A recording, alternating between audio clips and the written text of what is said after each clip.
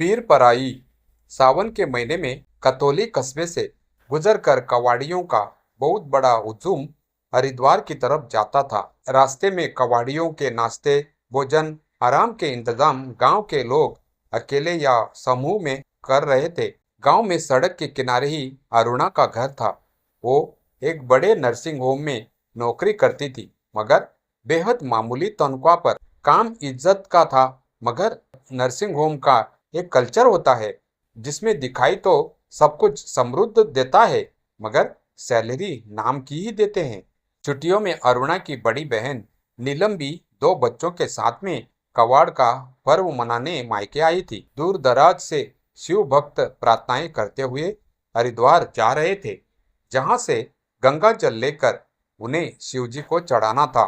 किसी को नौकरी, किसी को संतान, किसी को मनपसंद विवाह, तो कोई ये मन्नत मांगने जा रहा था कि उसके खेतों से हाईवे या राजमार्ग निकल जाए, ताकि उनके जमीनों की कीमत आसमान छू ले। चारों तरफ कबाड़ियों का हुजूम दिखाई पड़ता था और बोल बम बम बोले हर हर महादेव की गूंज सुनाई देती थी।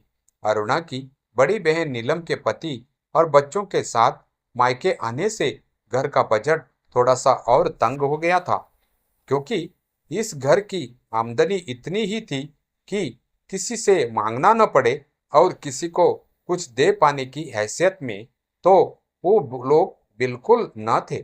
लेकिन मनुष्य की संवेदना कब उसे बैठने देती है, फिर चाहे वह सकारात्मक हो या नकारात्मक। अरुणा और नीलम ने कावड़ियों की जरूरतों का जायजा लेने के लिए गांव के बाहर एक चक्कर लगाया। वहां भोजन, आराम के बेहद इफरात इंतजाम थे। उन्होंने सरकारी स्टॉलों और धर्मार्थ स्टॉलों पर भी देखा, लेकिन वहां पर कहीं भी ऐसी दवाइयों के इंतजाम नहीं थे जिनकी बेहद जरूरत थी, और अगर दवाइयां भी तो सिर्फ नाम मात्र। अरुणा और नीलम लौट आई। दोनों बहनों के हाथ तंग थे, मगर मन में कहीं न कहीं एक कसम साहट थी। उन दोनों के हाथ में लिस्ट थी जिसमें घर और बाहर कबाड़ियों के खाने पीने का जरूरी सामान उन्हें लाना था।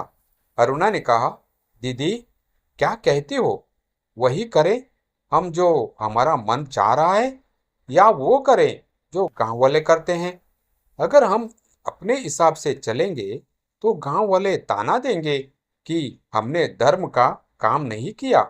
नीलम ने कहा, अरुणा पेट भरने तो सभी इंतजाम किए दे रहे हैं और कवाड़ियों की भी व्यवस्था है, मगर बेहद तकलीफ उठाकर ये कवाड़िए कोसों पैदल चल कर जा रहे हैं। उनके पैरों में इतनी सूजन, छिलन और घाव है। ऐसी दवाइयां न तो स्टॉल पर है, और है भी तो उन्हें कोई कवाड़ियों के पाँव में लगाने वाला नहीं है। तुम अपनी नर्सिंग की जानकारी इस्तेमाल इन कवाड़ियों की सेवा पर क्यों नहीं करती? इलाज तुम करो, इलाज में मदद और सेवा मैं भी करूंगी। अरुणा ने सहमति से सिर हिलाया।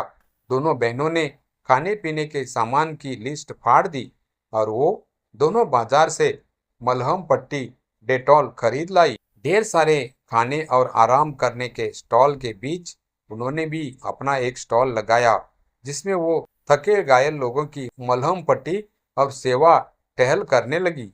उनके सामान कम पड़ने लगे थे, मगर कबाड़ियों की तांता नहीं टूट रहा था उनके स्टॉल पर। थके हारे घायल कबाड़ियों की सेवा ही उनके लिए सच्ची शिव भक्ति थी। कबाड़ियों के पांव धुलवाते, उनकी मलहम पट्टी करने से उनकी आत्मा में एक अजीब किस्म की तृप्ति भर रही थी। गांव के लोग बहुचक्के होकर उनके स्टॉल को देख रहे थे। पराई पीर को हरने के बाद जब वो दोनों कवाड़ियों को विदा करती तो बोलती, हर हर महादेव।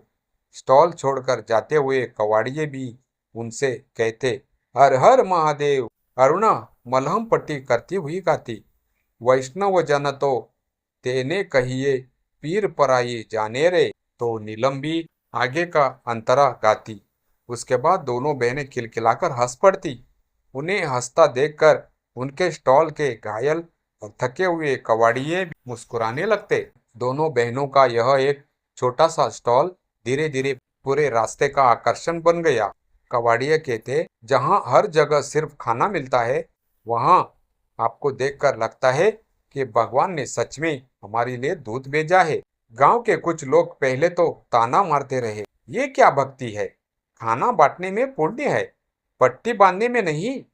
लेकिन जब उन्होंने देखा कि कितने कबाड़िए अरुणा और नीलम को धन्यवाद देकर जा रहे हैं, तो धीरे धीरे वही लोग उनके स्टॉल पर मदद करने लगे। कोई पानी लाकर देता, कोई आसन बिछा देता। शाम ढलते ढलते उनके छोटे से स्टॉल के आगे लंबी लाइन लगने लगी। किसी का पैर फटा हुआ था, किसी की एड़ी छिल गई थी, किसी के घुटनों में सूजन थी। अरुणा बड़ी नरमी से पट्टी बांधती और कहती, बोलो बम बोले, सब दर्द हर लेंगे। कवड़िया बम बोले कहता और उसकी आंखों में राहत झलक जाती।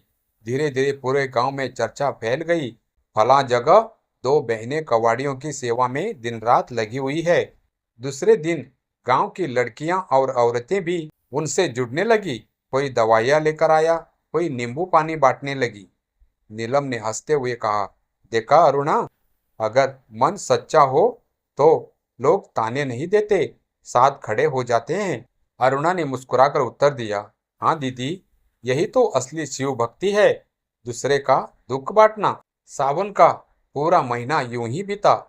उनके स्टॉल से होकर जाने वाला हर कबाड़िया न केवल मलहम पट्टी पाता, बल्कि एक सुकून भी लेकर जाता। गांव में एक नई परंपरा शुरू हो गई थी।